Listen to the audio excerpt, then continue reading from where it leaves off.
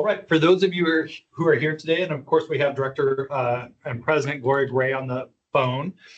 Today we do not actually have a quorum of the West Basin Board of Directors, though we do think that this information is highly valuable. So we're going to record the meeting, provide that to the public. And so with that, I'm going to allow our board president to begin the meeting. All right, thank you very much, Mr. Caldwell. Again, this is not a meeting of West Basin Board of Directors, but we are here to hear information regarding Metropolitan, and so welcome everyone. We can start with introductions if someone would like to introduce themselves. So EJ, can you start to the person next to you, if you can go around the room? Yes, I'm happy to do that. First and foremost, my name is EJ Caldwell. I'm the general manager here at West Basin Municipal Water District. And then we'll move to my right and go around through the room. And Desiree Quintero, manager of administration and board secretary for West Basin Municipal Water District. Eric Owens, the assistant general manager with West Basin. Hi, I'm May Hattar. I'm the chief engineer of Metropolitan Water District. I'm Gloria Libumo. I'm the program manager for Pure Water Southern California. I am Chloe Brown. I'm the water policy and resources intern at West Basin. Hello, I'm Gus Mesa with West Basin staff. Charles Gale, Metropolitan Water District. Jennifer Jensen, public information specialist too at West Basin. Daryl Ramos Young, manager of communications, West Basin. Fernando Gonzalez, public information and education intern. Park in Australia and West Basin. Lisa Vasquez, West Basin.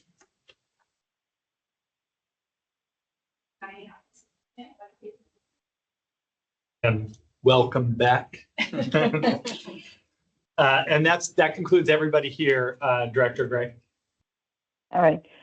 Thank you, everyone, again for being here. And we're very fortunate to have staff from Metropolitan Water District to provide us some really important information regarding pure water of Southern California.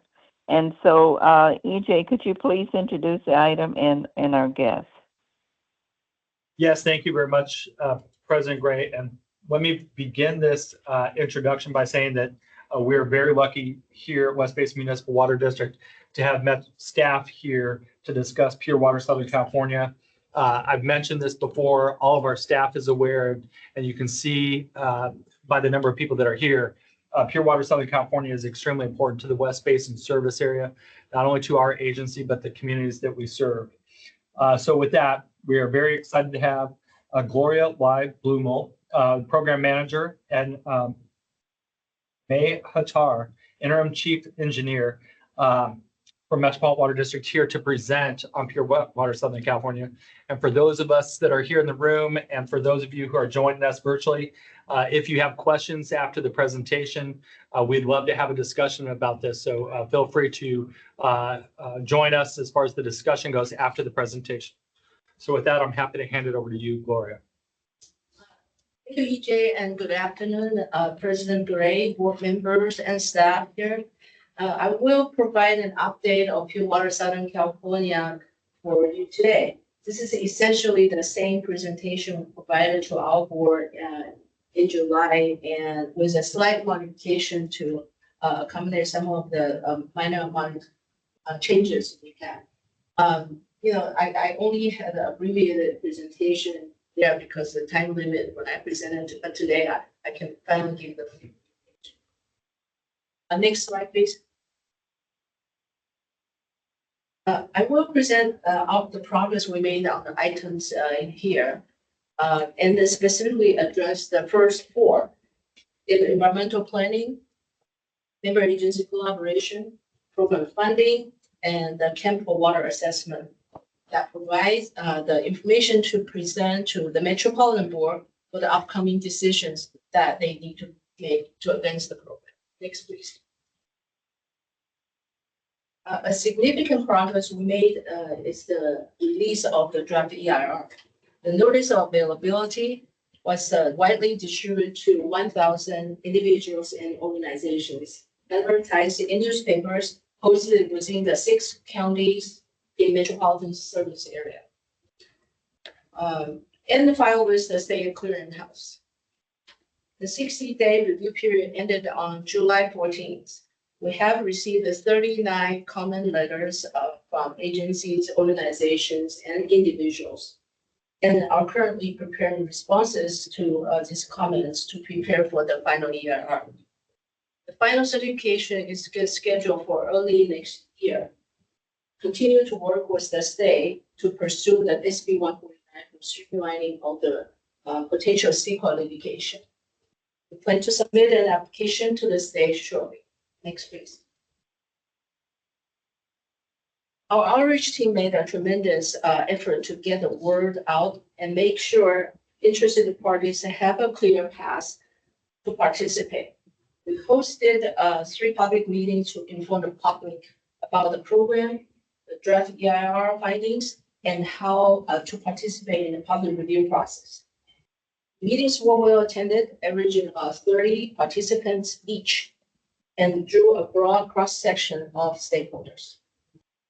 A robust suite of resources was made available, including a dedicated web page that served as the central hub for the draft EIR, multilingual materials, and videos. These efforts show our commitment to accessibility and transparency to support the CEQA and the comment submission process. Next, please. Now we talk about the member agency collaboration. We recently held 2 workshops with member agencies and the board workshop to discuss the terms for deliverable water. Meet regularly with the recharge basins working group to identify specific site requirements, including basin locations, improvements needed, and water quality monitoring. In addition to weekly meetings with our program partner, the sanitation districts, we continue to discuss with the Southern Nevada Water Authority and the Arizona parties to explore their potential investment in. Next, please. For program funding, the $80 million state grant is the main source we're relying on at this time. We also have the 2 federal grants from the Bureau of Reclamation, which will submit quarterly invoices and reports. We have received today $3.5 million from the Water Smart Grant and $17.4 million for the large-scale water recycling grant today. Next, please. By identifying other funding opportunities, such as the Water Infrastructure Finance and Innovation Act, the WIFIA loan. This program is administered by the EPA with friendly terms and has achieved $10 million in loan disbursement across 97 borrowers since its launch in 2019, including $3.5 billion in water use projects. It currently has a $6.5 billion lending capacity, and we could ask for up to 49% of project costs. Key benefits include low interest, long-term payback, 5-year deferred payment after project completion, backloading provision, and no penalty for early payment. WIFIA has a 2-step application process, starting with a letter of interest that takes about 3 to 4 months and does not commit Metropolitan to pursue the funding application. It provides us with some funding surety with multiple offerings. The application will not start until EPA reviews the letter of interest and sends us the invitation to apply. We're currently working with our finance to confirm our interest in WIFIA, and we'll meet with the WIFIA management to confirm funding capacity and go over the preferred approach. After that, we could develop the letter of interest with the goal of submitting upon board adoption of the CEQA and approval. Next, please. As part of the update to the integrated resource, Metropolitan is conducting the climate adaptation master plan. the camp for water to guide water supply investment programs and policy. Pure water is among the first major initiative that is being assessed.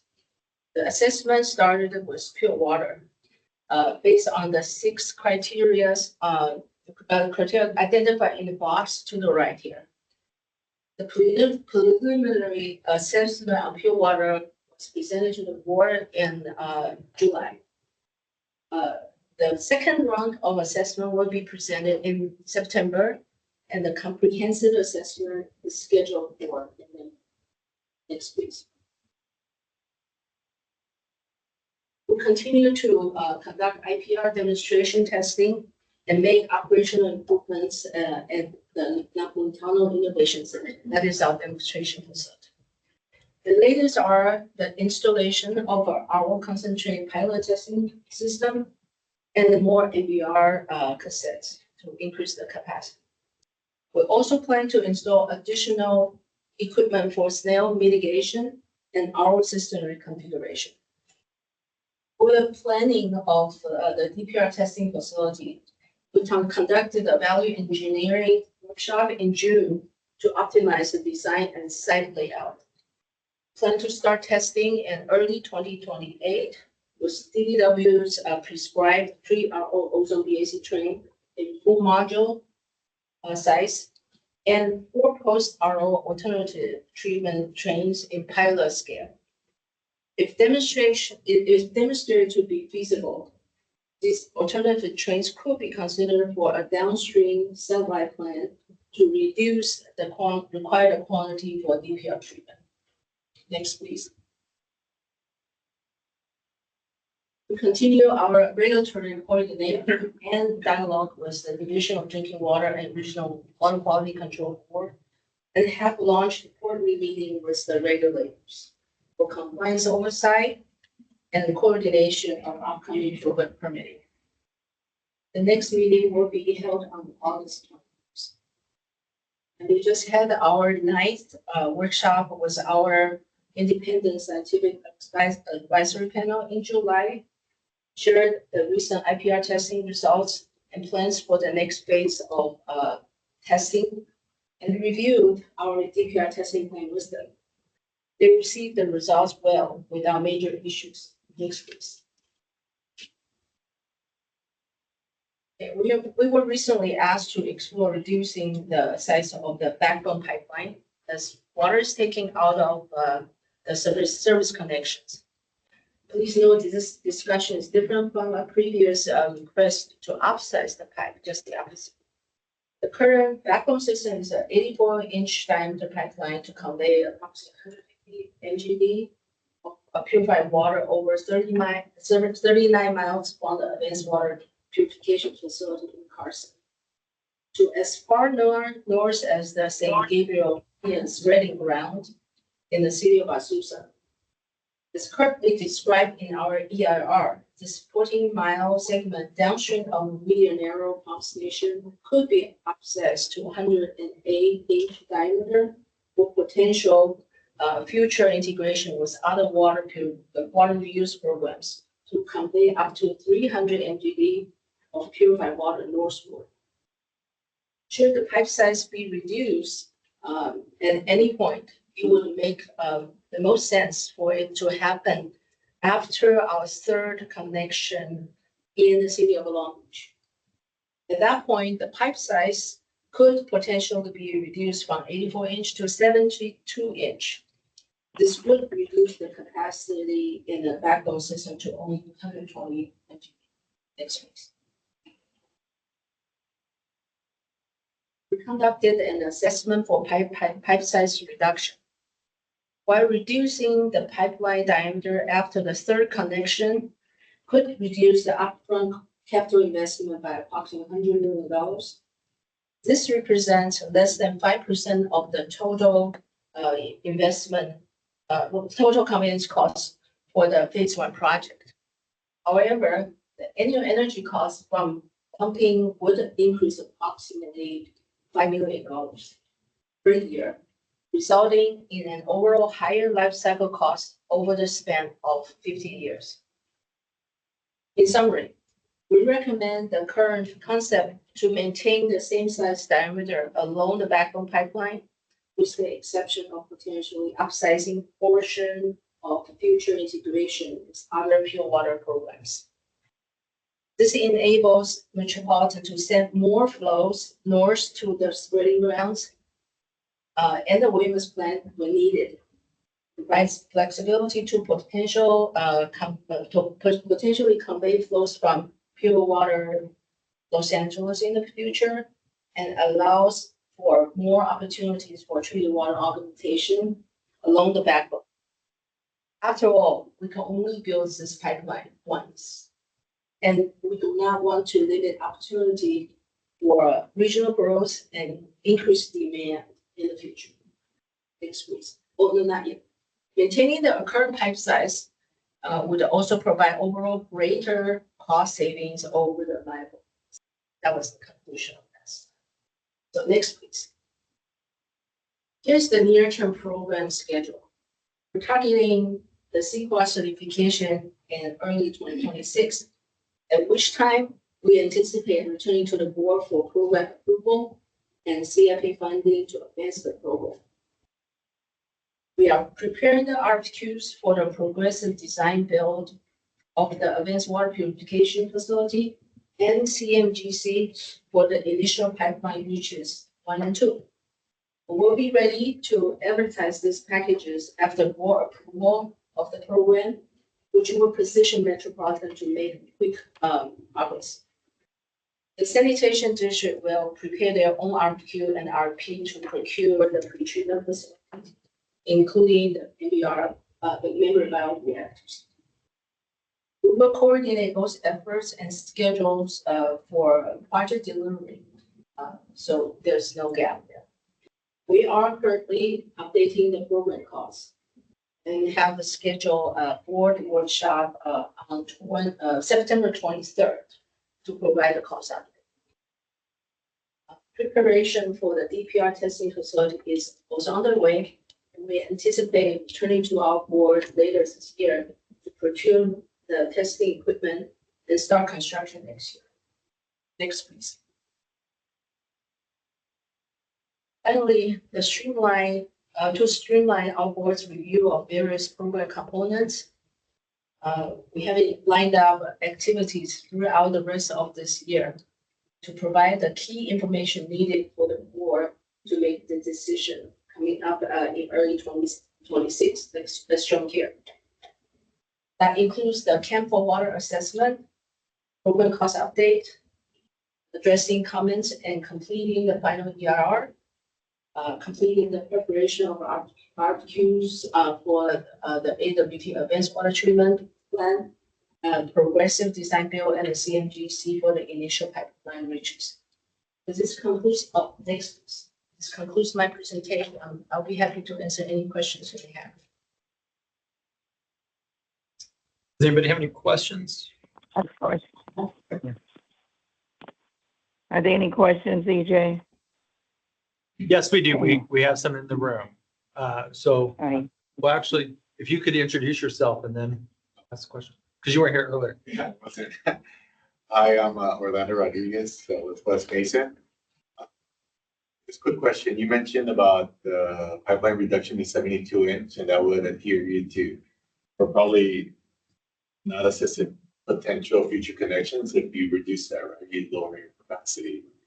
Has MWD identified any potential future connections as to keeping the 84-inch instead of going down to 72? It's like, why would you go down to 72 if you possibly identified some potential connections along the way? We have actually, to accommodate the future growth, because this is a large program. We may actually, for example, have the pure water Los Angeles, so we need to maintain that size. For that is a major one. There were also potentially other smaller programs which have but then we don't want to miss the opportunity to build a pipeline large enough to accommodate those. I guess I will also add is we also want the flexibility with direct potable reuse. If we decide that we're going to our Weymouth water treatment plant in Laverne, or, possibly even someday to Deemer, it gives us that flexibility. And some of the reason that flexibility is important, I think Gloria kind of hinted at this. And when Metropolitan first built the Colorado River Aqueduct, that was definitely bigger than Southern California needed. But it was something that they were, thinking ahead and understanding that there would be phases that they built that. And it was built, the pumps went in three different points in time. And same thing with the first Weymouth plant was built in 3 different phases to kind of to ramp up to that. So that's part of the thinking. Plus, if you put that and then you also have that additional power consumption together, kind of balances out. Follow-ups with going down to 72 is strictly a cost savings exercise. Yeah, it's something we wanted to look at and see, and investigate. And I think we had that question. Yeah, I think different directors have asked for different concepts to be explored. Eric? Corey, I know on slide 15, you have the near-term program schedule laid out. Is there any change, or can you reiterate what the, I guess, the final completion of the project's looking like if everything falls into place perfectly? This is as recent as our last board review, that was July 7th. Since then, we probably have postponed the release of the RFQs for the AWPF and pipeline. That is the third and the fourth line until the program. So that is the latest changes, and then some of the related issues, and also the DPR testing, equipment procurement is pushed to end of the year. So there's just minor tweaks. I just did not update this slide. What is the current schedule for the AWPF construction completion? No, we actually, as we are preparing the cost update, we also kind of drill down to the actual implementation schedule. In our EIR, our phase 1 completion is 2035, and the overall completion is 2024.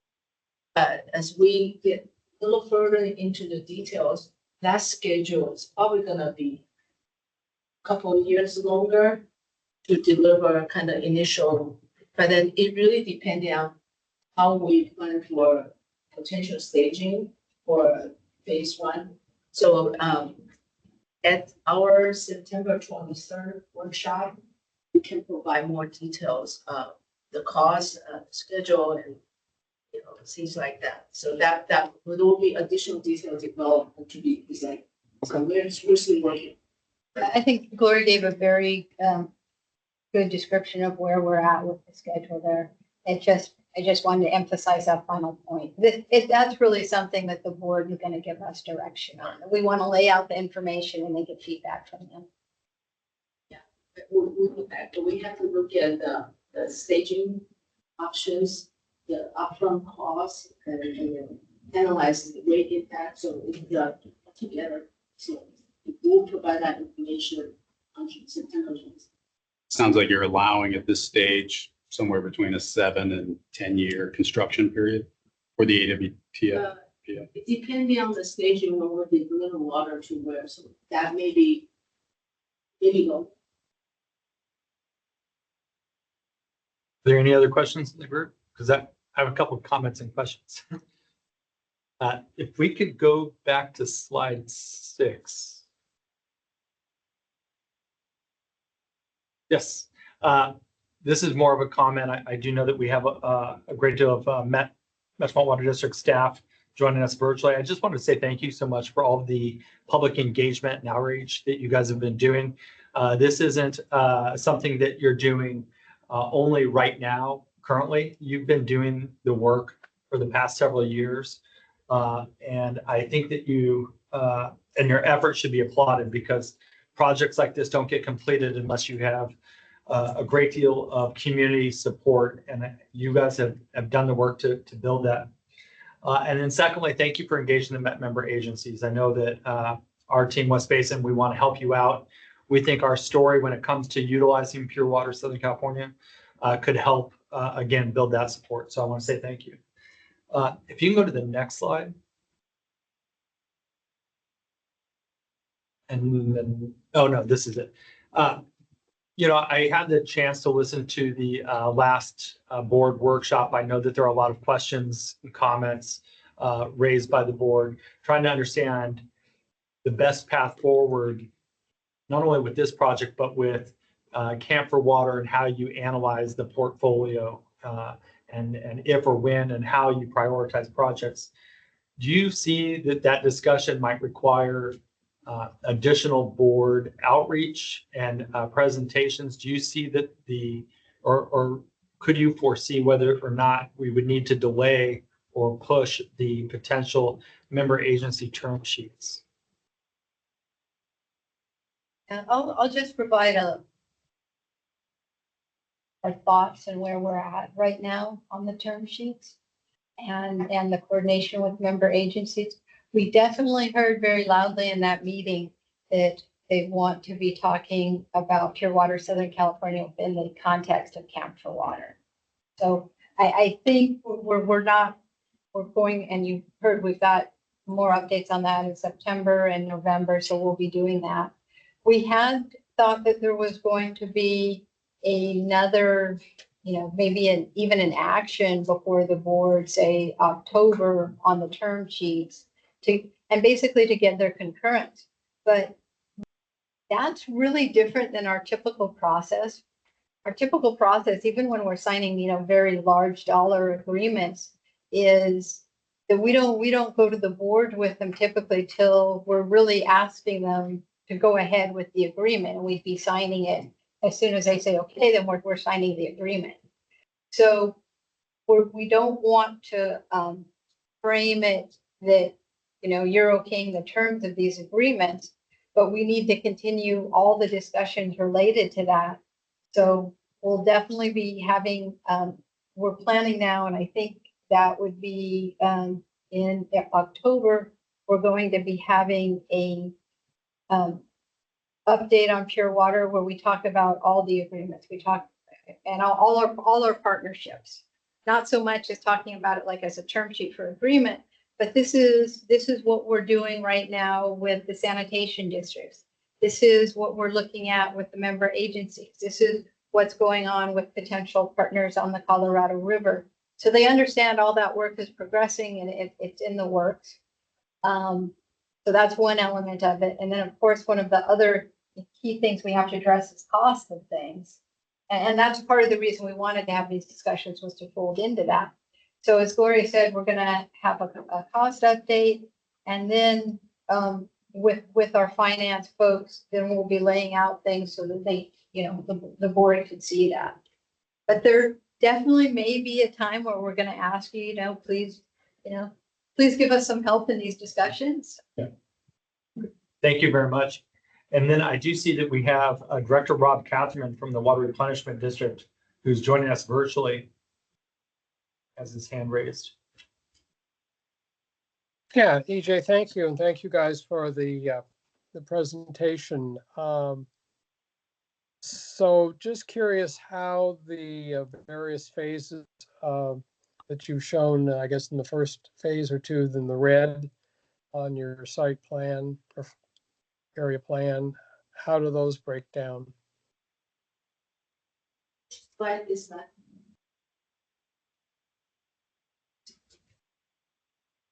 Which slide, Rob? Oh, let's see. Well, I closed out on my, it's a, the slide was titled Assessment of Backbone Pipeline. I think it's like slide 13 or something. 11. Before that,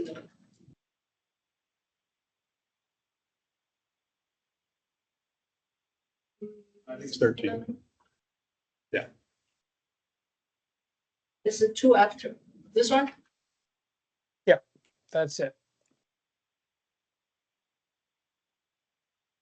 Could you repeat the question, Rob? So, yeah, so obviously our service area is directly involved in the first three sections or segments, I guess. And do you have further details on those? Or are you looking at that as all one project? Perfect. So are you asking the services with the first service connections? That's a question. Yeah, I guess I'll take a shot at answering it, and Gloria, if this doesn't. Yeah. I think what you're asking, the first three service connections, that would probably be the smallest phase we could envision, or we have thought about right now. So I imagine those would all be part of the first. Okay. And so you're again, looking the at that looking at different one project. steps. Yeah, You have, you refer to the reaches on the near-term program schedule. Maybe you could correlate the reach schedule with this graphic here. Is the first red line, that's reach 1, reach 2? Yeah, so basically, the first dot is the start, the first service connection, and the second is the West Basin, and the third is Long Beach. And between the first and second dot is reach 1, and then the second to third, that's reach 2.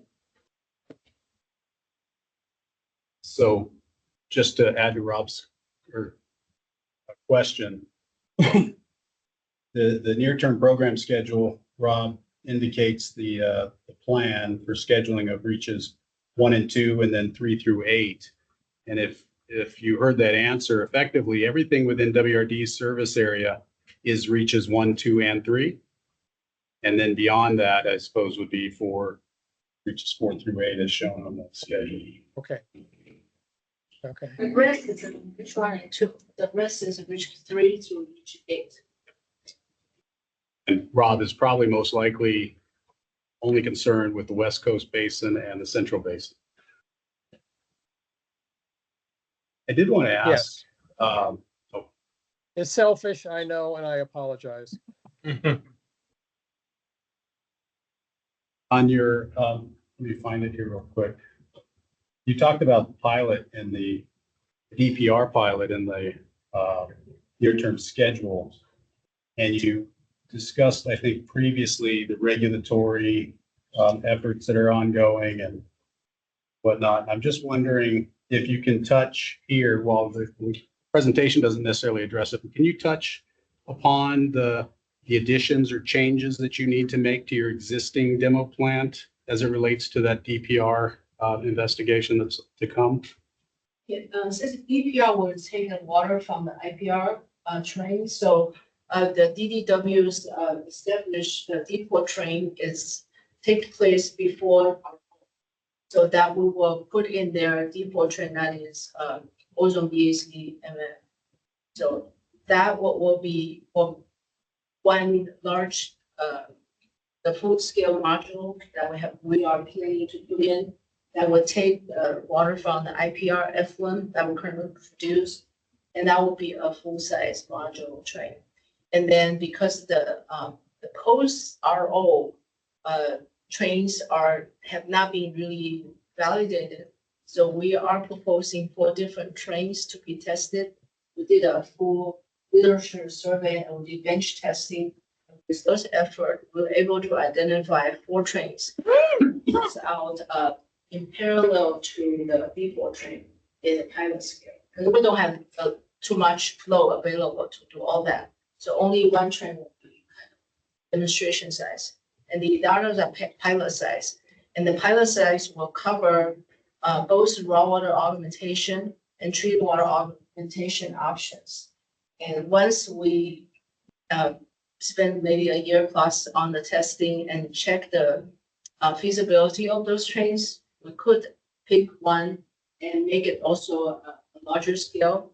And then at the same time running parallel to the depot train.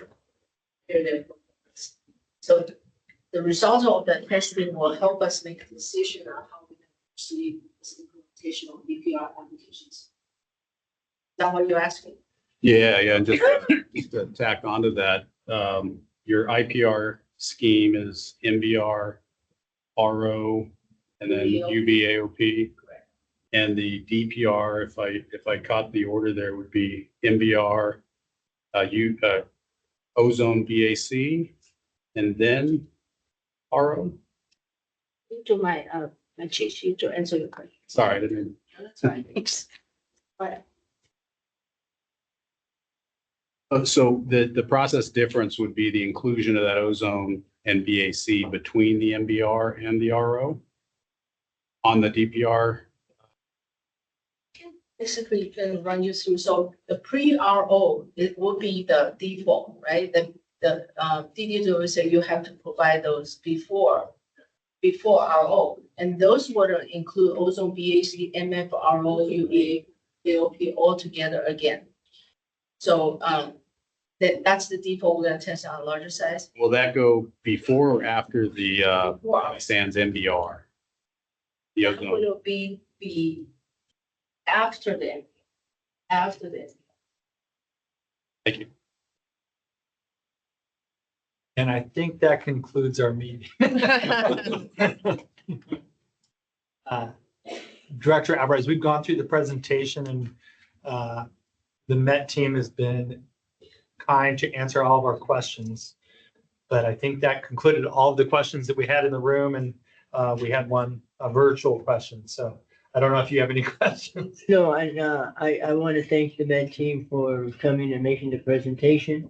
I really intended to be here. I did have another appointment earlier this morning that ran much later, so I apologize for missing the presentation. But thank you guys for coming. Really, I do appreciate it.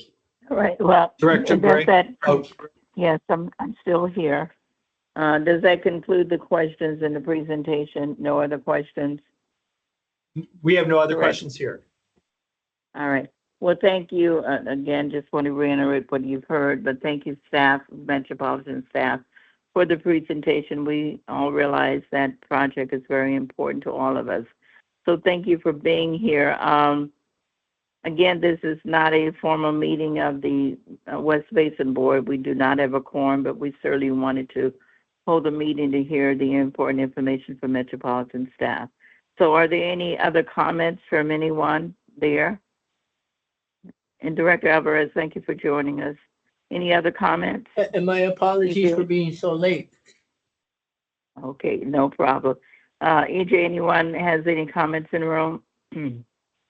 I do not see any additional comments. I just want to say thank you to all of our staff, both here in person and virtually joining us. For those of us who weren't able to because everybody has a lot of meetings and stuff like that, I would encourage West Basin staff to go back, review the video here and learn about Pure Water Southern California. Okay, with that, we will adjourn the meeting. Thank you again all for being here. The meeting is adjourned. Thank you. Take care. Bye-bye. You